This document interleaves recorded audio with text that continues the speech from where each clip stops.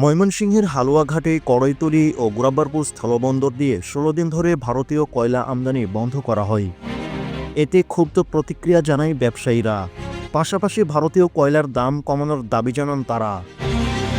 ব্যবসায়ীরা বলেন, দাম কিছুটা কমানো হলেও সারা বছর আমদানি চাঙা থাকবে, অন্যথায় ঝিমিয়ে চলবে বন্দরের কার্যক্রম। এদিকে বন্দর সূত্র জানায়, গত বছরের এপ্রিলে ভারত থেকে মাত্র ৯৬৪ টন কয়লা আমদানি করা হয়। এরপর আমদানি পুরোপুরি বন্ধ করে দেন ব্যবসায়ীরা। ৪ ডিসেম্বর ২ স্থলবন্দর দিয়ে ৮ ট্রাকে ৯৬ টন কয়লা বাংলাদেশে প্রবেশের মধ্য দিয়ে আবারও কার্যক্রম শুরু করা হয়। সে সময় থেকে ২২ ডিসেম্বর পর্যন্ত ৯০ ট্রাক কয়লা বাংলাদেশে আসে। এসব ট্রাকে ১০৮০ টন কয়লা ছিল।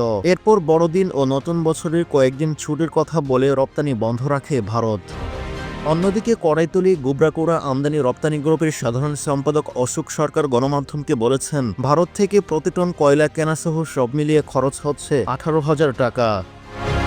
আমরা ৫০০ টাকা লাভ করে ক্রেতাদের কাছে বিক্রি করে দিচ্ছি। ক্রেতা ধরে রাখা সহ বন্দর দুটির কার্যক্রম সচল রাখতে আমরা লাভ করেছি সীমিত।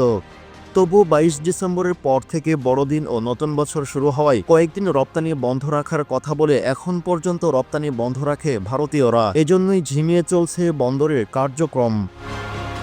ভারতীয় কয়লার দাম কমানোর দরকার উল্লেখ করে আমদানি রপ্তানি গ্রুপের এই নেতা আরও জানান, কিছুটা কমালে সারা বছর ব্যবসা চাঙ্গা থাকত। প্রচুর কয়লা আমদানি করা যাবে, এতে ক্রেতারা কম দামে কিনতে পারবে, ফলে শ্রমিকদের অলস সময় কাটাতে হবে না।